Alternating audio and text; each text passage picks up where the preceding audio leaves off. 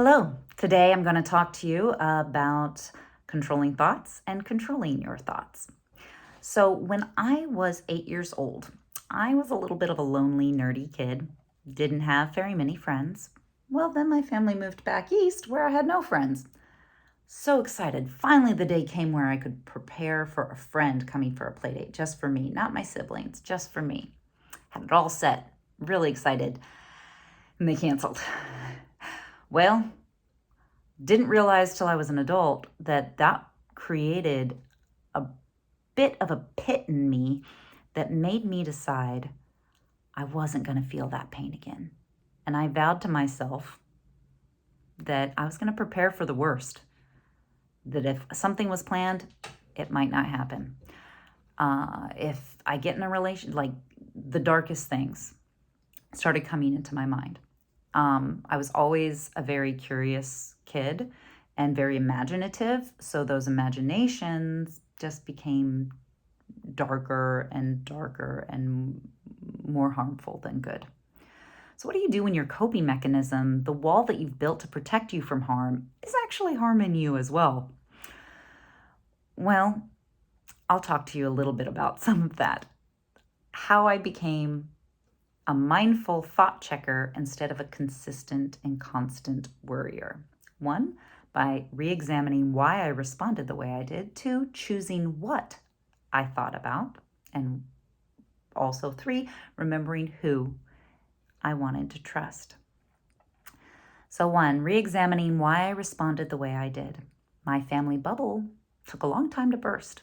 I was about 23 when I started dating my now husband.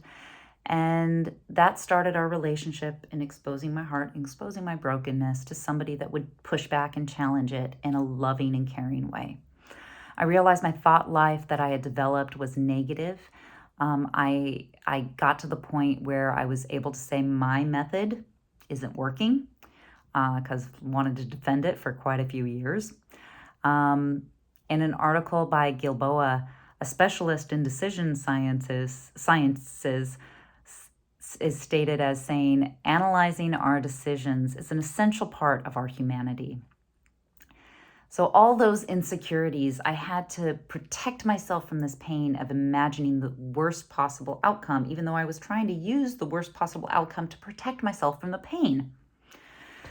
So how do you get yourself out of those dark thoughts? Well, you try to change your thoughts. So I started to replace them with my faith as a foundation for that. I found this Bible verse, it's modified, but Philippians 4:8, which is talking about where your thoughts should be and what you should think about. I turned it into this type of list, and usually any of those dark thoughts, I couldn't get past the first one.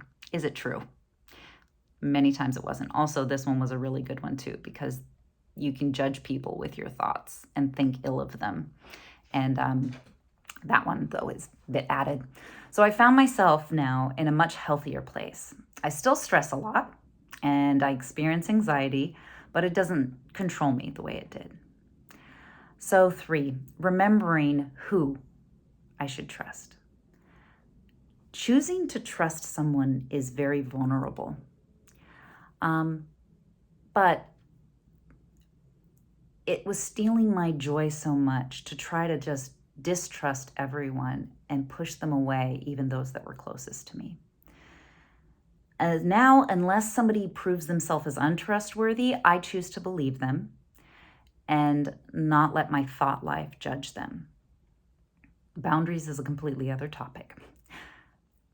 Being curious about how my mind, body, and spirit interact with each other is also where I find quite a bit of my trust and interest.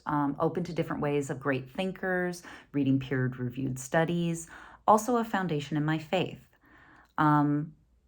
Instead of relying on my own power, personally choosing to trust God and my personal relationship with Him has grown me in many, many ways. I want to put off things like anger and jealousy and strife and put on gentleness and self-control and patience.